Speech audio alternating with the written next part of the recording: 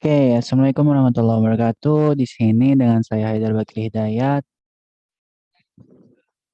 kita akan membahas tentang teori konsolidasi pushdown accounting joint venture. Di sini kita dapat halaman 405, pameran 11.2 atau exhibit 11.2 membandingkan work paper neraca konsolidasi untuk pop corporation dan subsidiary di bawah teori induk perusahaan dan entitas. Nanti kita akan lihat. Untuk work paper komparatif di pameran atau exhibit 11.2, ini bukan pameran ya, ya pokoknya di tabel 11.2, dimulai dengan neraca terpisah dari afiliasi dan menggunakan prosedur yang ditetapkan untuk konsolidasi. Walaupun work paper dapat dimodifikasi di bawah teori induk perusahaan untuk mencerminkan kepentingan non-controlling di antara kewajiban, modifikasi ini tampaknya tidak perlu. Perbandingan klasifikasi tersebut dapat tercermin dalam pernyataan konsolidasi tanpa mengubah prosedur work paper. Nah, kita lihat dulu 11.2-nya. Nah, jadi seperti ini. Kita akan bahas tentang ini. Untuk di halaman di sini 389 ya.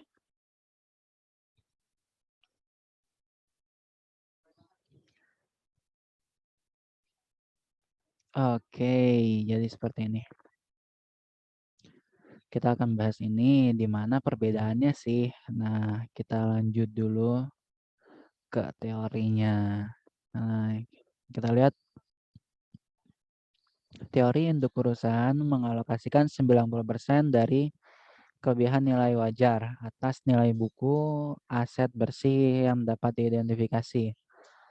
Untuk aset dan kewajiban yang dapat diidentifikasi dan mengalokasikan kelebihan investasi 58.500 atau setelah akuisisi itu kan dihitung berapa yang dibayar dan fair value-nya berapa. Di situ ada excess of investment cost over fair value untuk net asetnya. Nah, itu diakui sebagai goodwill dalam contoh di sini. Nah, untuk non-controlling interest-nya diakui sebesar 12.000 untuk teori parent company sama dengan 10%. Jadi, karena dia mengakuisisi 90%, jadi ada non-controlling interest-nya atau kepemilikan minoritas sebesar 10%. Dari nilai buku 120.000 dari aset bersih Sun pada saat akuisisi. Nah, lanjut lagi untuk teori entitas menetapkan kelebihan penuh nilai wajar atas nilai buku untuk aset bersih yang dapat diidentifikasi. Dan itu memasuki kelebihan nilai wajar total tersirat atas nilai wajar aset yang dapat diidentifikasi bersih sebagai goodwill. Non-controlling interest, kepemilikan dengan jumlah di bawah 50%, sebesar 22.000 adalah 10%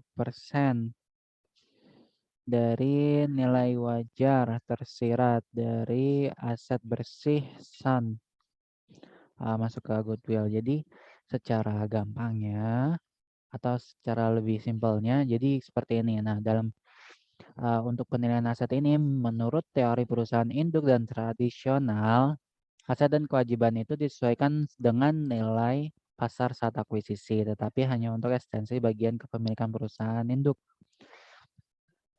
Apa sih maksudnya ekstensi ke bagian kepemilikan perusahaan induk? Jadi perusahaan induk nih, misal dia tadi kan akuisisi sebesar 90% kan. Nah, itu untuk eksesnya itu atau kelebihannya setelah berapa yang dia keluarkan dan juga nilai buku dan nilai wajarnya itu ada berapa selisihnya ini kita kalikan 90%. Nah, kalau di sini contohnya dia akuisisi 70%. Jadi dia ada apresiasi kan apresiasi dari 50 ke 80 kan 30. Nah, kepemilikan 70% ini jadi miliknya si induk kalau penilaian aset menurut teori perusahaan induk. Nah, kalau teori entitas, aset dan kewajiban dikonsolidasikan dengan nilai wajar. Jadi secara 100% itu diakui 80 dolarnya tanpa mengalihkan dengan berapa sih yang perusahaan induk ini punya. Misal induk 70%, pokoknya perusahaan induk ini dia bisa 50% ke atas. 51, jadi dia lebih dominan lah kita bilang gitu. Dia memiliki kontrol lebih kuat. Nah, jadi seperti itu kalau teori entitas kita langsung tanpa digalikan berapa kepemilikannya. Demikian. Oke, untuk selanjutnya kita lihat di sini aset konsolidasi di bawah teori induk perusahaan terdiri dari nilai buku aset gabungan ditambah 90% dari kelebihan nilai wajar aset SAN atas nilai buku mereka. Di bawah teori entitas aset konsolidasi terdiri dari nilai buku aset PAP ditambah nilai wajar aset. Seperti yang tadi udah dibilang ya. Jadi teori induk perusahaan ini dia dikalikan 90% dulu. Jadi dia gabungan 90% dari kelebihan nilai wajar aset SAN atas nilai buku mereka. Nah, kalau teori entitas, mereka langsung ditambahkan aja sama nilai wajar aset SAN-nya berapa tanpa dikalikan dengan kepemilikannya mereka berapa persen. Akan tetapi, meskipun teori entitas mengkonsolidasikan semua aset SAN pada nilai wajar mereka, total aset konsolidasi tidak mencerminkan nilai yang adil di bawah kedua teori karena kita tidak pernah menilai kembali aset induk pada saat akuisisi. Nah, jadi seperti itu. Jadi keduanya ini teori aset konsolidasi perusahaan dan entitas ini nilainya tidak adil karena alasannya yaitu kita tidak pernah menilai kembali aset induk pada saat akuisisi. Jadi nggak dinilai kembali. Kan, tapi ya jadi kayak seperti inilah contohnya kalau parent company tadi misalnya itu 90%, jadi di sini kan kalau misalnya selisihnya 5 dolar nih. Nah, di sini di debit 90%, 4,5 ini 5 secara full ya 10 20 gitu. Kalau ini tinggal dikalikan saja berapa kepemilikannya mereka gitu. Kita lanjut ke konsolidasi after acquisition. Perbedaan antara teori induk perusahaan dan teori entitas dapat dijelaskan lebih lanjut dengan memeriksa operasi. Nah, kita langsung lihat. Jadi laba bersih dan dividen SAN ini untuk 2016 dia punya 35.000 dan 10.000. Jadi laba bersih SAN-nya ini 35.000 dan dividen yang dikasihkan yang diberikan oleh SAN ini ada 10.000. Lalu kelebihan nilai wajar atas nilai buku persediaan SAN selesaikan selama 2016. Jadi ini habis 1 tahun ya. Ini kelebihan nilai wajar iya. Oke, lanjut ke aset pabrik Putra sedang disusutkan selama 20 tahun menggunakan metode garis lurus, yaitu pada tingkatan tahun 5%. Oke, kita lanjut. Nah, untuk mencatat pendapatan investasi 17.100 dari SAN untuk 2016 yaitu dengan metode ekuitas, share of SAN net income. Jadi 35.000 ini atas net income-nya si SAN. SAN dia punya keuntungan ya. Tadi di sini kita bisa lihat 35.000 kan. Sini nih. Kita kalikan 90%. Nah, ini udah jadi haknya apa nih? Tapi kan ada lagi dong di bawahnya keterangan kelebihan nilai wajar atas buku persediaan SAN direalisasikan selama 2016. Nah, kelebihan itu berarti harus dikurangi Nah, jadi dia realisasi nih excess allocate to receivable. Jadi dia ada kelebihan 5.000 menurut teori untuk perusahaan. Ini dikali 90%, jadi 5.000 kali 90, 4.500. Nah, di sini juga ada nih diketahui kelebihan inventorisnya. Oh, ternyata ada 10.000 kelebihannya, kelebihan penilaian. Nah, ternyata akhirnya dia punya 90%, akhirnya dikurangi lagi. Terus ini juga ada depresiasi ternyata. Nah, kita kurangi lagi 900%, 900 dolar. Nah, kita jumlah-jumlah akhirnya menjadi 17.100 untuk uh, keseluruhan pendapatannya si PAP atas investasinya kepada Sun. Nah, di bawahnya ini kita lihat nih ada apa nih. Bawahnya akun investasi dalam Sun PAP dengan metode ekuitas memiliki saldo 2.206.100. Ini terdiri dari pada tahun 2016 ya. Ini terdiri dari biaya investasi 198 ditambah pendapat investasi 17.100 dari yang tadi kita atas. Terus dikurangi 9.000 sebagai dividen. Nah, yang diterima dari Sun selama 2016. Oh, akuntansi metode ekuitas tidak terpengaruh oleh sudut pandang yang diadopsi untuk mengkonsolidasikan laporan keuangan afiliasi. Karena itu, statement yang terpisah PAP dan Sun akan sama pada 31 Desember 2016, terlepas dari teori yang diadopsi. Nanti jadi ininya akan sama nih kita lihat ya. Kurangi 9.000. Nah, ini kita bisa lihat nih. Ini ada amortisasi excess. Oke, investment Sun 198. Nih, dari yang ini ya. Ini dalam ribuan.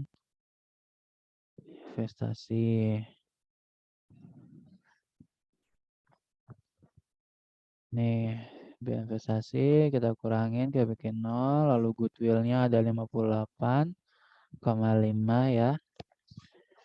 Ini 90 amortisasi excess. Ini 9 dari inventoris kelebihan dikurangi sebagai dividen ya.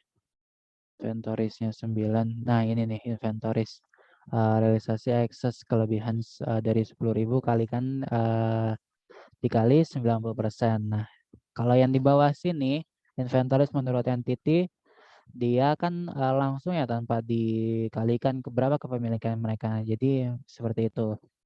Ini kalau yang account receivable ini kan tadi ada 5.000 kali 90%, jadi 4.500. Di sini di debat 4,5. 4.500. Nah, yang kalau yang di sini ini langsung dikalikan 100.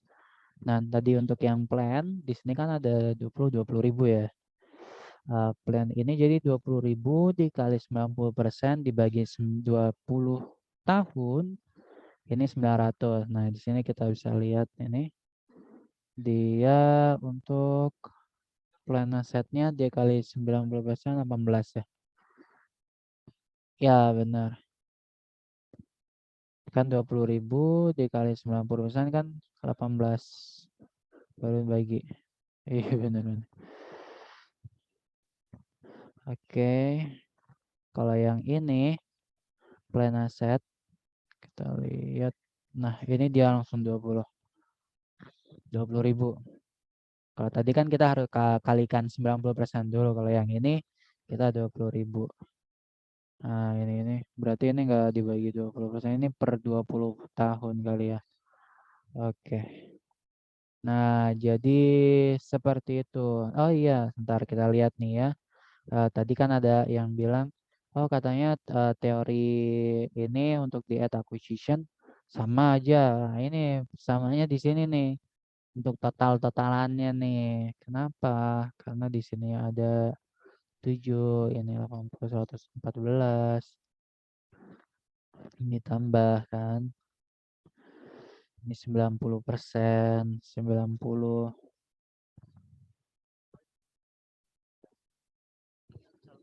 6 tambah 9. Nah, ini totalnya 667, 667, 667, 667. Jadi begitu. Itu yang menjelaskan teori yang ada di sini. Meskipun teori entitas kelas nanti totalnya, eee, akan sama nanti, tetap keduanya akan sama karena dia tidak menilai kembali. Nah, kalau yang ini demikian juga, sama juga. Oke, jadi begitu. Oke, jadi, sekian dari saya. Terima kasih banyak untuk, waktunya. Semoga kita bisa ngambil manfaatnya. Mungkin besok bisa ditanyakan lagi lebih lanjutnya ya, terkait, keseluruhannya ini. Nah, terus juga gimana nanti kalau misalnya aksesnya ini justru lebih sedikit, harusnya kan berarti di situ kan ada kerugian atas atas atas nilai wajar ya. Jadi begitu. Oke, terima kasih. Wassalamualaikum warahmatullahi wabarakatuh.